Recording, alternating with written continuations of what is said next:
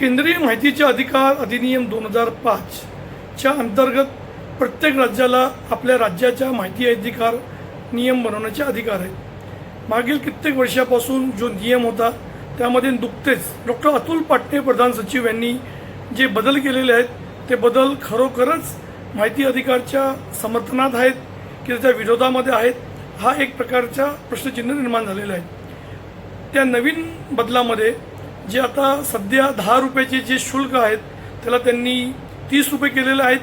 प्रथम अपील जे 20 रुपये आहे महाराष्ट्र राज्यामध्ये त्याला 50 रुपये केलेले आहेत आणि जे द्वितीय अपील जे 20 रुपये आहे त्याला 100 रुपये करण्याचे काम केलेलं आहे। दुसरी बाब म्हणजे आपल्याला माहिती का पाहिजे, माहितीचे प्रयोजन हा नवीन एक कॉलम टाकण्यात आलेला आहे।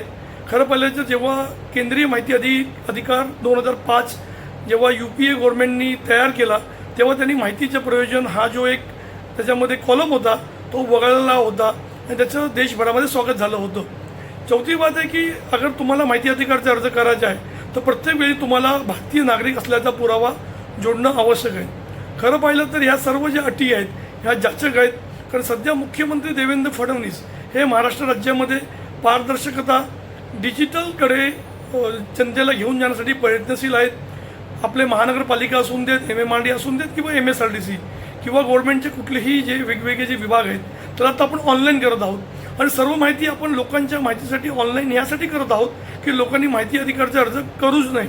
परंतु आजसुद्धा आपण पाहिलं की जे आता 46 विभाग झालेले आहेत महाराष्ट्र राज्यामध्ये, प्रत्येक ठिकाणी काही ना काहीतरी इश्यूज आहेत, ते खरं त्यामध्ये सुद्धा तथ्य आहे। कारण नोकर भरती नाही, कर्मचाऱ्यांची कमी आहेत, त्यामुळे कुठेतरी माहिती अधिकारचा कायदा आणि त्यांच्यावर दिवसाचे त्यांचे काम आहे यामध्ये घालमेल होत नाही। परंतु आता जो नवीन त्यांनी जो नियम केलेला आहे त्यामुळे गोंधळ निर्माण झालेला आहे आणि विशेष म्हणजे हा नियम बनवताना कुठलेही लोकांची सूचना किंवा त्यांचे आक्षेप नोंदवले गेले नाहीत, नागरिकांना तर विचारलं नाही।